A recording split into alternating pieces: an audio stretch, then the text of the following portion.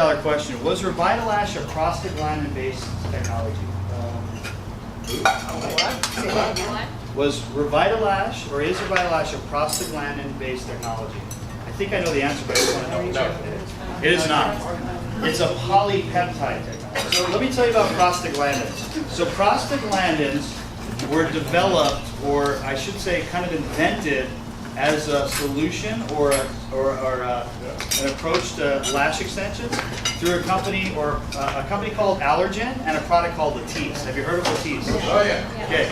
So Latisse was a product that was originally designed as a glaucoma medication that, as a side benefit, would stimulate lash growth. So there's a lot of your med spas out there that still carry Latisse. As a matter of fact, I personally opened 2 med spas in Scottsdale with Babe Lash. Why? Because we're easier to get and we're more cost effective. So they like setting themselves apart and representing Babe Lash as opposed to Latisse. So then what happened in our industry, there were a couple of brands that came out, one of which was called Lilash. And Lilash had a prostaglandin technology. The problem was they didn't get the right authorization from the parent company, Allergen, and they were shut down. Allergen's a $10 billion a year company or brand, and so they had the firepower to take Lilash out of the market. Then what happened is it opened the way. As a matter of fact, we had about 3 dealers that were doing over $1 million in Lilash that said, Babe, if you have access to technology, create the product. So this is a prostaglandin-based product that literally works at the cellular level. I promise you, if you get a customer, if you try it personally, and you use this for 30 days, you will stimulate lash growth more aggressively than a Revitalash. There's a couple of other ones out there that are Lashone. Lash? Which one? Rapid Lash? Revitalash, I think they're polypeptide as well. Grande actually is actually similar. Do you have Grande too in your portfolio? No.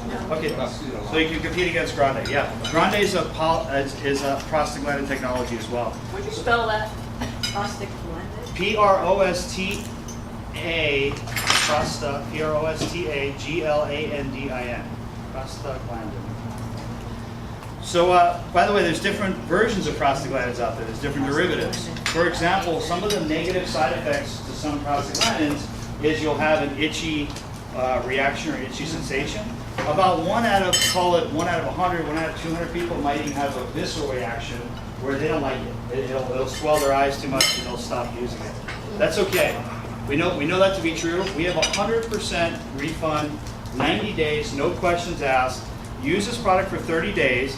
If you notice your lash growth, they will be hooked. The first thing that women tell us is their eyelashes start hitting their sunglasses. And I'm not exaggerating. The eyelashes will hit their sunglasses.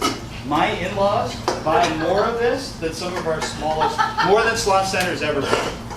So far. My in-laws.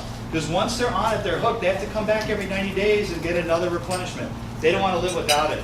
One of the other caveats is they ask pregnant women not to use prostaglandin, because prostaglandin is actually an enzyme, a naturally occurring enzyme that they give pregnant women actually to help induce labor. It's one of the naturally occurring enzymes that boosts their hormones. So recommend not to use it for pregnant women.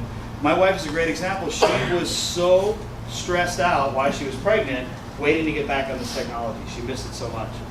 So it's just one of those things. The proof is in the pudding. Our price is really competitive. Yeah. Did everybody hear that challenge? Well, with Latisse, one of the complaints that changes the eye color. It's actually a myth, and I'll tell you why. The original glaucoma medication had a risk. The product that was actually dripped into your eye. There were situations where someone had lighter or blue or green eyes, and it would start to shift more towards the brown color. Well, Latisse and Babe Lash, we're not putting in the eye. It's not hitting the cornea. You're putting it along the lash line. So there is zero cross-contamination.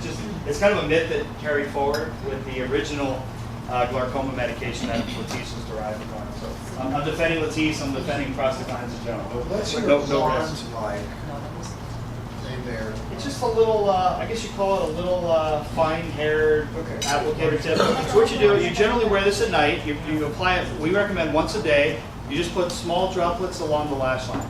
The best application is at night because you're not wearing any other cosmetic that'll contaminate it or keep it from penetrating, maximum penetration. Plus it'll help at night, it'll help those bottom lashes too.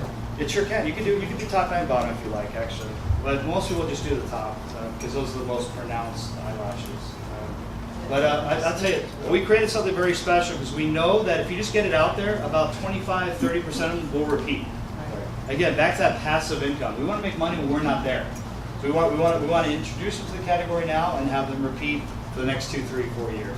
So Revitalash, again, another great product, but it's a polypeptide. It's a little more, polypeptide technology is a little more like a fertilizer. This works at the cellular level, that works more at the topical level.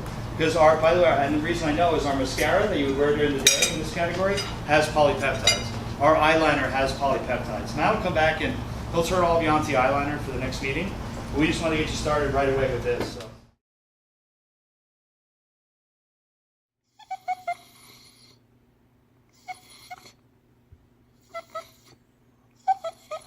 Do you want a bone?